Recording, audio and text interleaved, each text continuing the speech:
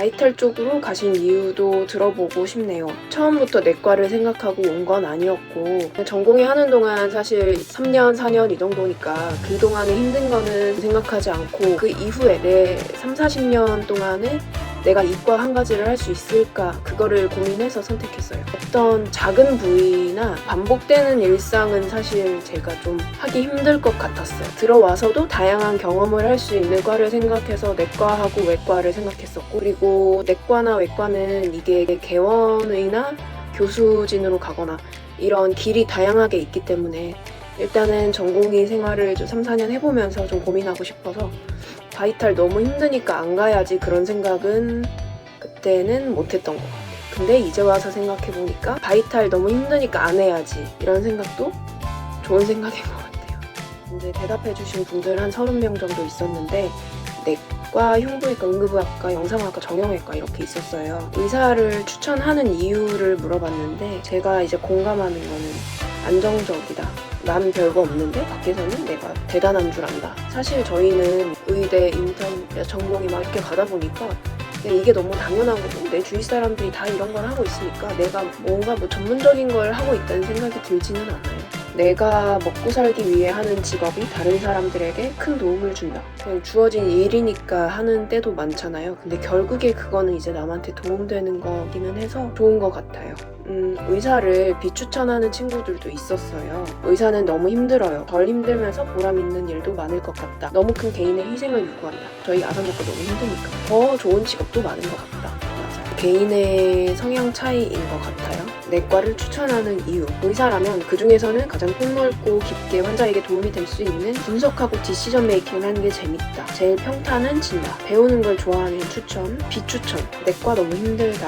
내과 로딩이 너무 많다. 이제 마취과는 추천하는 친구도 있고 비추천하는 친구도 있었는데, 비추천하는 친구는 내가 하는 일이 잘해봐야 본전이고 절대 해를 가해선 안 된다는 부담감. 수술과가 이제 피를 많이 내면 CPR, 심폐소생술 해야 하는 그런 이제 정신적인 압박감이 있다. 추천하는 이유는 내과할지 외과할지 모르겠는 콩나물에게 적합하고 둘 다 약간 다 아우르는 거라서 그런가 봐요. 영상을 추천하는 이유는 환자 대면이 적고 가끔 시술하는 것도 재밌다. 퀴즈 맞추듯이 진단을 맞추는 재미가 있다. 응급의학과 흥미로워서 추천, 흉부외과는 힘들어서 비추천, 정형외과는 소소하게 쓸모가 많다. 안과는 전문성이 좋다. 피부과 재밌다. 외과는 생각하는 대로 힘들고 서포트를 해주지 않는다. 기숙사 속에는 대청소를 몸매가 있어서 이거는 좀 어렵기도 해요. 의사 되길 잘했다는 순간이 있었는지 내가 힘든 걸 좀 알아줄 때, 그리고 되게 불가능해 보일 것 같았던 것들이 점점 좋아질 때 의사가 되고 싶은 사람에게 조언을 해주세요. 하루살이처럼 버티면 된다. 공부를 먼저 해라. 멘탈 담금질 해야 된다. 진짜 하고 싶은 게 맞는지 생각해라. 생각보다 지불해야 할 대가 너무 크고 기대하는 게 안정적인 거나 돈이라고 하면은 와서 실망하실 수 있다. 의사로 떼돈을 벌겠다는 생각을 안 하는 게 좋다. 왜냐면 요새는 진짜 돈 많이 버는 게 훨씬 많으니까. 수련받을 병원을 선택한 이유도 궁금해요. 큰 데를 경험해보고 싶었어요. 견학같이 이제 한번 구경을 와봤었는데 너무너무 깜짝 놀랐어요.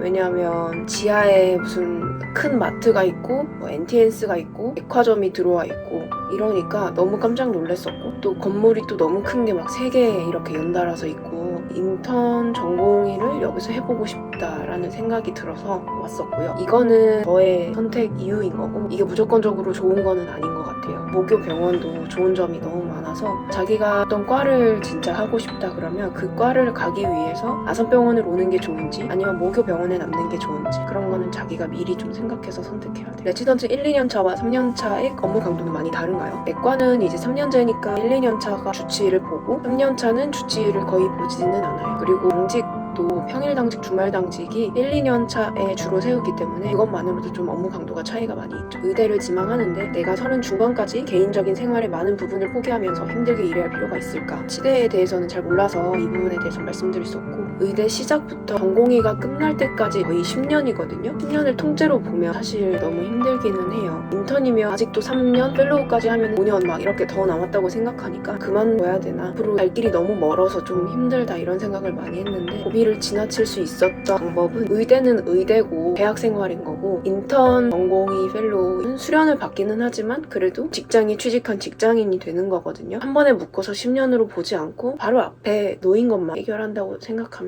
괜찮은 것 같아요. 내과 참고서 책 추천, 페리슨 파워내과 서울대 매뉴얼, 서울 아산병원 매뉴얼 이런 거 많이 보고 알기 쉬운 심전도 추천하는 사람도 있었고 ICU 들 때는 마리노 ICU, 중환자 의학, 겸직 금지 조항이 있다 이런 말씀을 하시는 분도 있었어요. 관련 부서하고 상의해 봤는데 규정의 겸직이라고 하는 거는 의료 관련에 대한 부분이기 때문에 전공의 수련에는 문제가 없다고 하더라고요. 그래서 준비한 Q&A는 어느 정도 한 것 같고 이게 거의 몇 번째 찍는 건지 모르겠어요. 카메라 앞에서 액션을 취하거나 이런 건 너무 어렵더라고요. 무뚝뚝하지만 지금까지 Q&A를 촬영을 했습니다. 댓글 사실 다 보고 있으니까 말씀하실 것들이 있으면 나중에 기회가 되면 설명드리도록 할게요. 그리고 되게 많은 분들이 자신이나 자기 가족들의 경험담을 공유를 해주셨었어요. 다 너무 감사드립니다. 8월, 9월 이내로 올리도록 하겠습니다. 영상 시청해주셔서 감사합니다.